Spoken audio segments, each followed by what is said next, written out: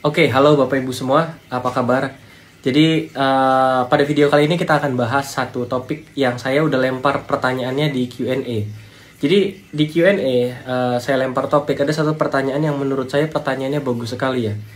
Pertanyaannya bagus sekali, pertanyaannya adalah faktor yang tepat menyadari memang trading bukan jalan saya dan saya harus nyerah itu apa? Gitu kan, dan saya harus nyerah itu apa? Nah,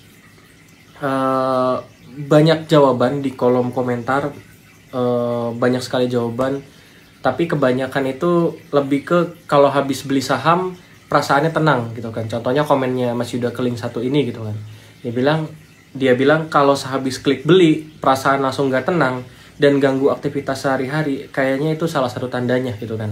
Ya ini nggak salah juga, tapi biasanya kalau yang seperti ini itu lebih ke oversize, artinya dia masuk kegedean gitu kan. Dia beli sahamnya porsinya kebesaran gitu kan.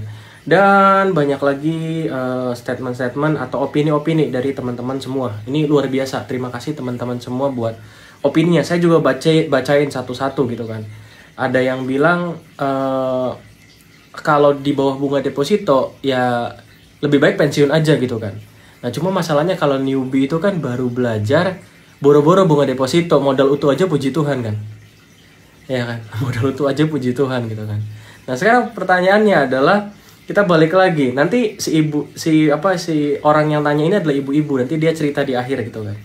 Nah kita balik lagi ke pertanyaannya, faktor yang tepat untuk menyadari memang trading bukan jalan saya apa? Gitu kan, memang trading bukan jalan saya apa? Nah ini opini saya pribadi ya, ini opini saya pribadi, belum tentu benar, belum tentu salah. Boleh diterima, boleh tidak, terserah gitu kan. Cuma untuk kita tahu, trading itu jalan kita atau bukan, itu sebenarnya nggak ada orang yang tahu ya.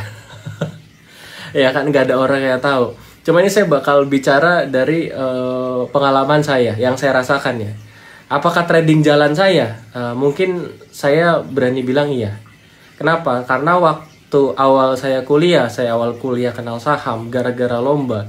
Itu saya langsung tertarik sama saham. Saya langsung tertarik, saya dalemin saham. Saya ngerjainnya enjoy. Saya belajarnya enjoy sekali sama saham.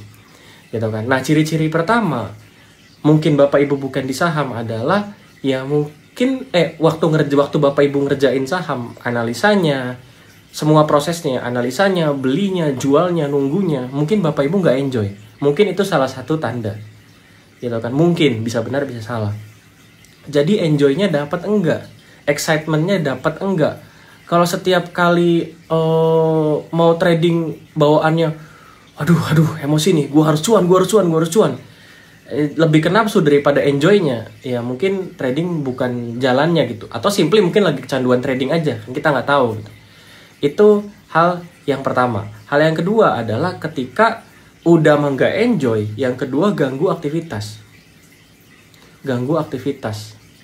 Atau bahkan mengganggu, bukan mengganggu ya, tapi istilahnya kayak kantong bocor gitu. Kayak kantong bocor. Kita kerja, duitnya habisnya kemana? Bukan buat beli mobil, bukan buat beli motor, bukan buat beli handphone, tapi buat trading habisnya. Gitu. Karena mungkin di situ Bapak Ibu sudah harus berhenti. Kenapa? Karena trading kan untuk melipat gandakan aset, bukan membumi hanguskan aset gitu kan. Seperti itu. Itu yang kedua. Yang pertama enjoy tidak, yang kedua adalah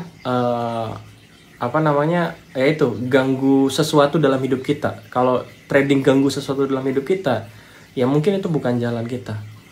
Gitu kan, mungkin itu bukan jalan kita. Tapi bisa jadi kasus yang tadi bisa kita akalin atau bisa kita bisa kita selesaikan dengan cara ya kita, kalau pemula kita misalkan masukin modal 50 juta, ya udah 50 juta aja sampai konsisten, sampai profitnya konsisten. Tuh bukan berarti untung terus ya, tapi misalkan dalam sebulan ada untung rugi.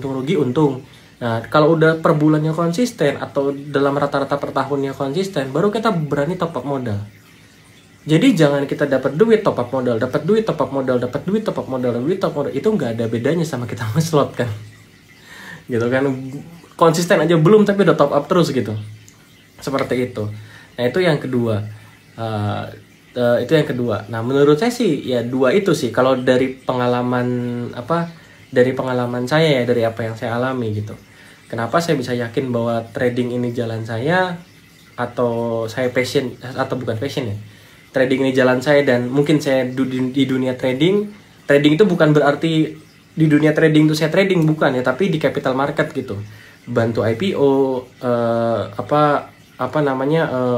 nganalisa gitu, buat edukasi dan segala macam ya. Saya enjoy ngerjainnya gitu dari pengalaman saya, dan mungkin passion saya memang di capital market gitu, passion saya di capital market, seperti itu sih. Dan yang terakhir mungkin ya kita lihat aja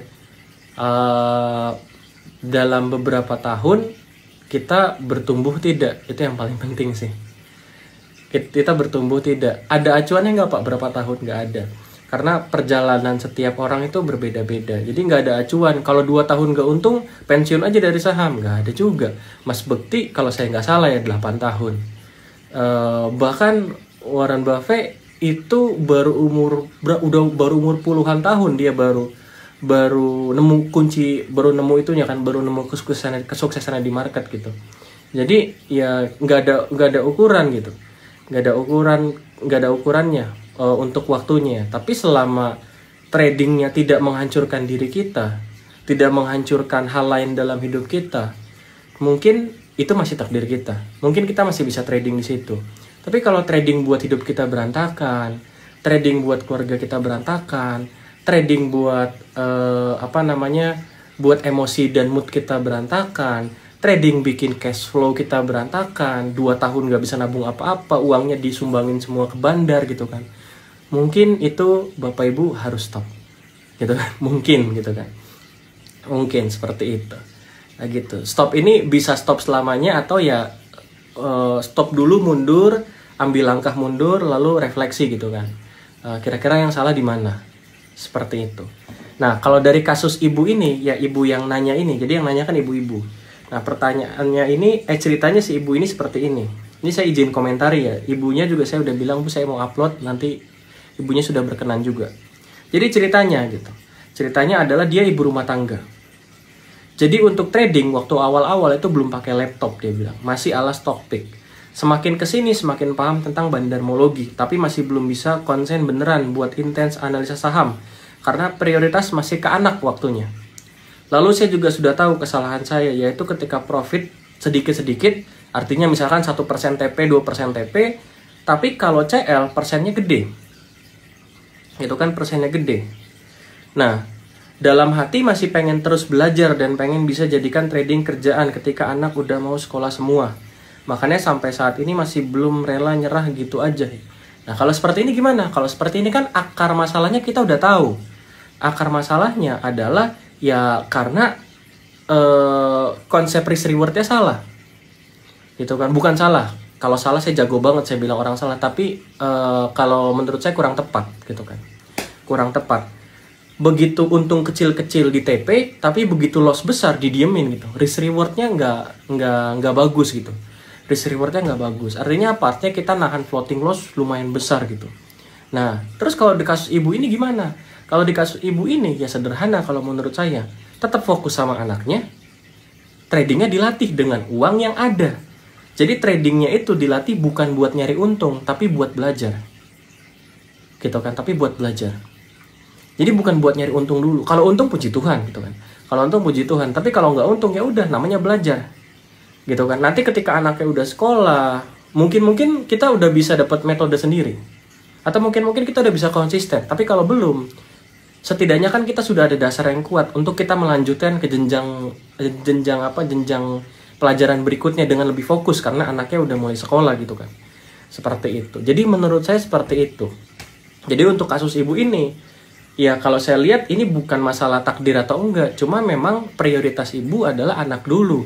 Tradingnya bisa tetap jalan, tapi bukan untuk cari cuan dulu atau cari profit dulu, tapi lebih ke belajar dulu, metode dulu, trial and error dulu, dan yang paling penting jangan top up dulu, itu yang paling penting, gitu kan. Jadi kita setia dulu sama perkara yang kecil, sama duit yang kita masukin di kantong saham ini, ya udah setia dulu sama duit itu, kelola dulu gitu kan. Kalau kelola duit 1 juta aja belum becus gitu kan, kalau kita masuk 50 juta ya apa jadinya gitu kan. Itu bumerang buat diri sendiri gitu, seperti itu. Gitu menurut saya sih, itu menurut saya. Ya opini saya bisa benar atau salah, namanya opini ya.